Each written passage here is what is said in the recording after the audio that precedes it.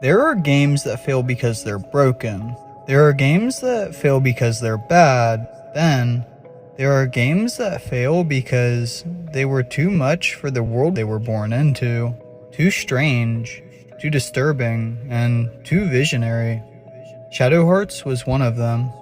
It was an RPG that mixed Lovecraftian horror, Catholic guilt, demonic possession, and World War I into a turn-based game with comedy, romance, and body horror. It wasn't just forgotten, it was buried.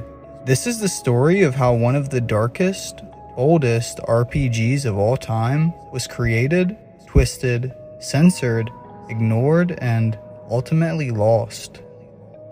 Shadow Hearts launched on the PlayStation 2 in December of 2001, and no one knew what to make of it. Set in 1913, just before the outbreak of World War I, it wasn't your typical fantasy RPG. You didn't play as a noble hero or a warrior of light.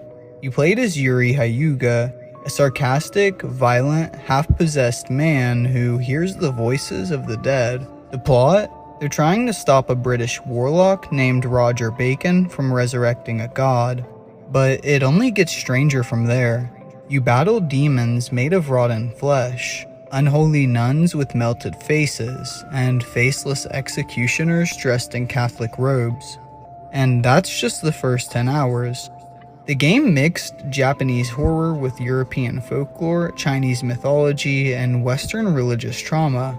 It was everything RPGs weren't supposed to be, and in America, it barely sold at all. But Shadow Hearts didn't come out of nowhere. Its true origin lies in a different game, one even more obscure.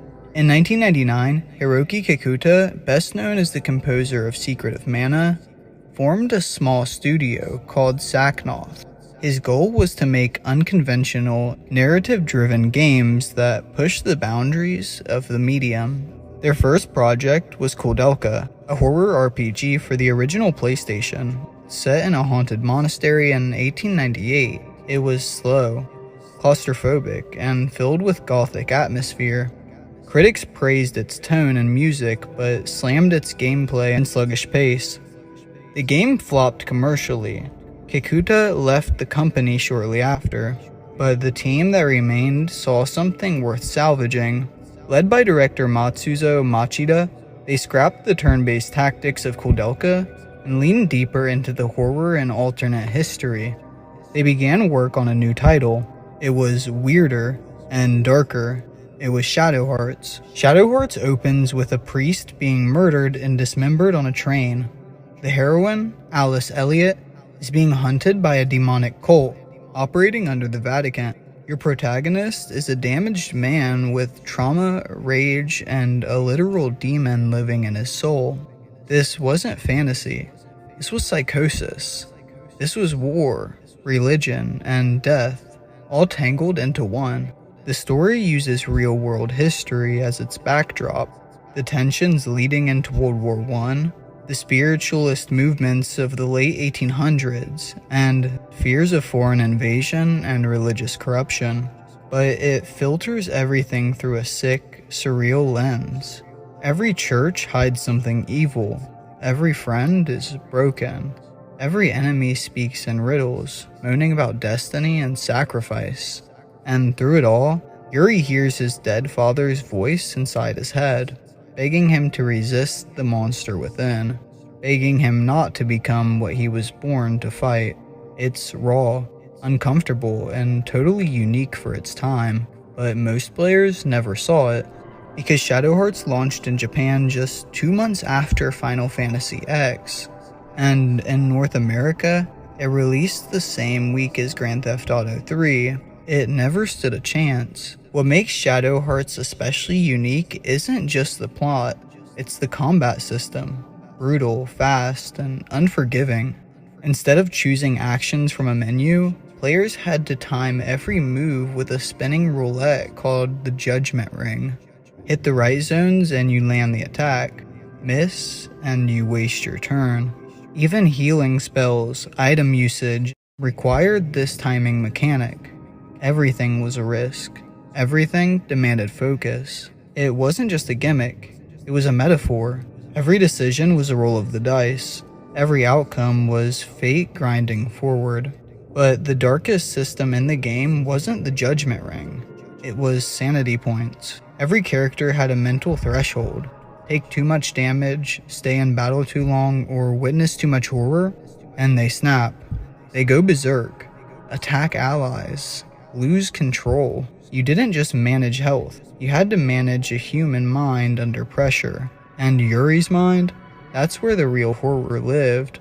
Yuri's power came from fusion. He could absorb the souls of demons and transform into them. Grotesque monsters, stitched together horrors. Hellish spirits carved out of the myth of a nightmare. The stronger the fusion, the more it warped him. The more sanity it cost, the more inhuman he became. You weren't just climbing a power curve, you were spiraling into madness.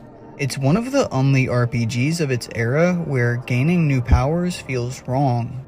Dangerous, like you're becoming the thing you hate, and the game never lets you forget that. There's a part of Yuri's soul called the Graveyard, a liminal space he enters when he's unconscious. It's filled with coffins, each one of them holding a various version of himself that's been lost to fusion. You literally walk through your own decay, and if you unlock too many fusions too quickly, the final boss of your own mind wakes up and tries to kill you. Shadow Hearts was too much for many audiences, so when it came time to localize it for the West, a lot was changed. Cutscenes involving religious execution were edited or removed. References to the Vatican were softened. Some dialogue was censored. Entire bits of spiritual symbolism were stripped out. Even the cover art was changed. In Japan, it was gothic, occult, dark sigils and bloody reds. In the US, it was Yuri's close-up face with a weird beige background. Marketing was non-existent, and as a result, the game sold just a few thousand copies outside of Japan. But the few who played it, they never forgot. And somehow, against all odds, Shadow Hearts got a sequel. In 2004, Shadow Hearts Covenant was released. It took everything that worked in the original and polished it. The combat was faster, the visuals were cleaner, and the tone was more balanced. Still dark, but more epic. And it had one of the best RPG openings of the era. A cinematic battle between a possessed German general and Yuri in a burning village during World War I. You still fused with demons, you still used the Judgment Ring, and you still managed your sanity. But now, the characters were deeper. The writing was tighter, and the tragedy was more refined. You travel across Europe, fought Rasputin, witnessed the sacrifice of entire towns, and watched helplessly as Yuri once again lost everything he loved. The game's ending is debated. Depending on your choices, you either lose the woman who loved you or forget she ever existed. It's heartbreaking. Covenant 2 received widespread acclaim from critics. Some outlets called it one of the best RPGs on the PlayStation 2. But once again, it didn't sell. In 2005, a third game was released, Shadow Hearts from the New World. Set in 1929 America, it shifted focus to a new cast of characters and a different tone, more playful, more exaggerated. The horror was toned down, the comedy increased, and while the Judgment Ring and fusion mechanics remained, the soul of the series felt different. From the New World wasn't a bad game, but it wasn't what fans of the first two wanted. Sales were even lower. After that, the series vanished. Saknoth rebranded. Key developers left the industry. Shadow Hearts was quietly abandoned. There were no remasters, no ports, no re-releases. For over a decade, Shadow Hearts has lived in limbo, passed around in used PS2 bins, quietly emulated, rarely discussed, but its influence never truly disappeared. Games like Lost Odyssey owe something to what Shadow Hearts tried to do. It was proof that RPGs could be scary, that horror didn't have to mean zombies and gore. It could mean guilt, memory, religion, and loss. Shadow Hearts was too weird for the mainstream, too dark for its time, and too broken to survive. But it mattered, and for those who were there, it still does.